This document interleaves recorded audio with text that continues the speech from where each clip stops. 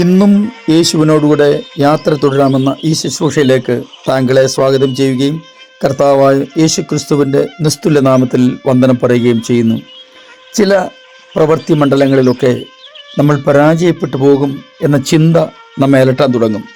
എന്നാൽ ഏതെല്ലാം നിലകളിൽ അത്തരം നെഗറ്റീവ് ചിന്തകൾ നമ്മെ ഭരിക്കാൻ തുടങ്ങുമ്പോഴും ദൈവത്തിൽ പൂർണ്ണമായിട്ടും ആശ്രയം വെച്ച് നമ്മൾ തുടർമാനമായിട്ട് പ്രവൃത്തി മണ്ഡലത്തിൽ തന്നെ നിലനിന്നാൽ തീർച്ചയായിട്ടും നമ്മൾ ഏത് കാര്യമാണ് ചെയ്യുന്നത് അതിൽ ജയിക്കുമെന്നുള്ളതിന് യാതൊരു സംശയമില്ല.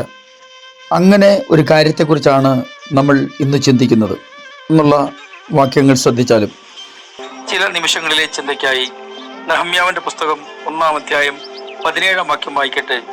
വരുവിൻ, നാം ഇനിയും നിന്നാപാത്രമായിരിക്കാതെ വണ്ണം യെരൂശലേമിന്റെ മതിൽ പണിയുക. ഏതൊരു ക്രിസ്തുഭക്തനും വളരെ ആവേശം തരുന്ന ഒരു പുസ്തകമാണ് നെഹമ്യാവിന്റെ പുസ്തകം. തിരുവചനത്തിലെ 66 പുസ്തകങ്ങളും ഒത്തിരി ആവേശം തരുന്നത് തന്നെയാണ്, പ്രത്യാശയും പ്രതീക്ഷയും നൽകുന്നതാണ്. അതിന് സംശയമുണ്ട് എന്ന് ഞാൻ പറയുന്നില്ല. പക്ഷേ ഈ പുസ്തകത്തിന് ഒരു പ്രത്യേകതയുണ്ട്.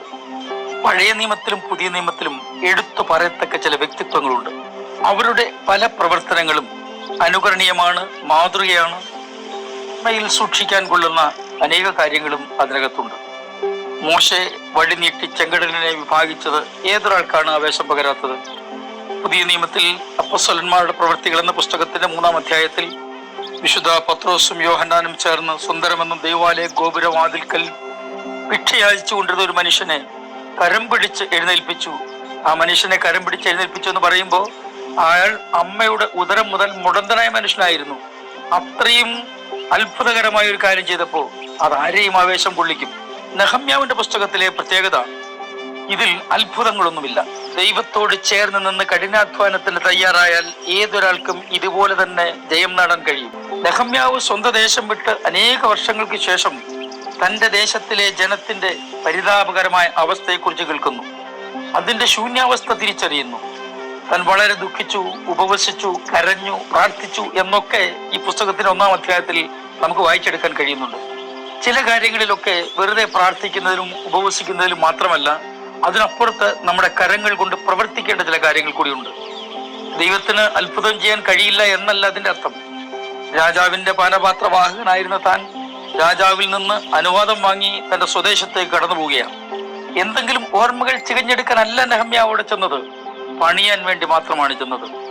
അവിടെ ചെന്ന് സ്ഥിതിഗതികളൊക്കെ ആകമാനം ഒന്ന് പരീക്ഷിച്ചു നോക്കുവാൻ, പരിശോധിച്ചു നോക്കുവാൻ രാത്രിയിൽ അവിടെ ആകെ ഒന്ന് ചുറ്റിക്കറങ്ങി. അതിനുശേഷം താൻ പ്രസ്താവിക്കുന്ന പ്രസ്താവനയാണ് ഈ 17-ാം വാക്യത്തിന്റെ പൂർണ്ണരൂപം. യെരൂശലേം ശൂന്യമായും അതിന്റെ വാതിലുകൾ തീ കൊണ്ടുവന്നും കിടക്കുന്നതായി നാം അകപ്പെട്ടിരിക്കുന്ന ഈ അനർത്ഥം നിങ്ങൾ കാണുന്നുവല്ലോ. വരുവിൻ, നാം ഇനിയും നിന്നാപാത്രമാകാതിരിക്കത്തക്കവണ്ണം യെരൂശലേമിന്റെ മതിൽ പണിയുക എന്ന് പറഞ്ഞു. നമ്മുടെ ഏത് തകർന്ന അവസ്ഥയും പണിയുവാൻ ദൈവത്തിന് കഴിയും. ദൈവം വിശ്വസ്തനാണ്. നിശ്ചയമായിട്ടും ദൈവം അത് ചെയ്യുക തന്നെ ചെയ്യും. ചില വിജയങ്ങൾക്കൊക്കെ നാം വില കൊടുക്കേണ്ടി വരും. നാം കൊടുക്കുന്ന വിലയ്ക്കനുസരിച്ചുള്ള വിജയമായിരിക്കും നാം വാങ്ങിയെടുക്കുന്നത്. സതുദ്ദേശത്തോടു കൂടി മാത്രം താൻ അവിടെ എത്തിയതും തൻ്റെ ഉള്ളിൽ അവിടെ കണ്ട കാഴ്ച വളരെ വേദനപ്പെടുത്തുന്നതുമായിരുന്നുവെങ്കിലും ഈ വേദനയുമായി താൻ മടങ്ങിപ്പോകാൻ തയ്യാറായില്ല. 18-ാം വാക്യം ഇങ്ങനെയാണ് എഴുതിയിരിക്കുന്നത്: എന്റെ ദൈവത്തിന്റെ കൈ എനിക്ക് അനുകൂലമായിരുന്നതും രാജാവ് എന്നോട് കൽപ്പിച്ച വാക്കുകളും ഞാൻ അറിയിച്ചപ്പോൾ അവർ നാം എഴുന്നേറ്റ് പണിയുക എന്ന് പറഞ്ഞു. അങ്ങനെ അവർ ആ നല്ല പ്രവൃത്തിക്കായി അന്യോന്യം ധൈര്യപ്പെടുത്തി.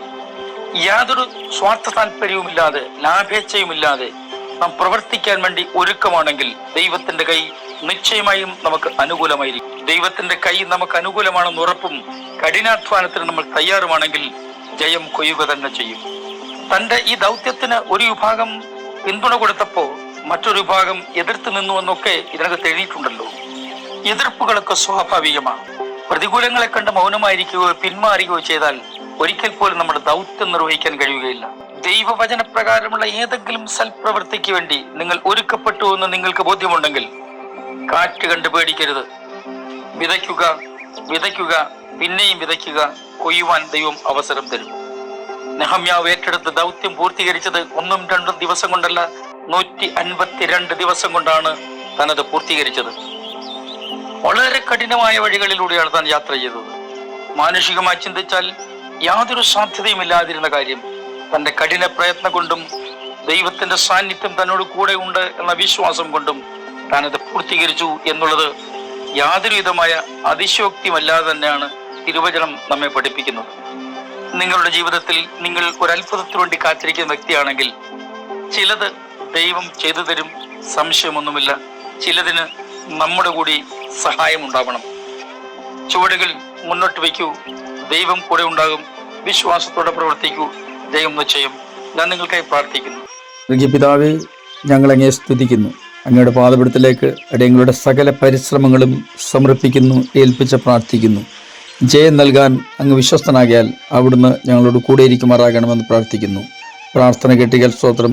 യേശുക്രിസ്തുവിൻ്റെ അൻപുള്ള നാമത്തിൽ തന്നെ ആമേൻ.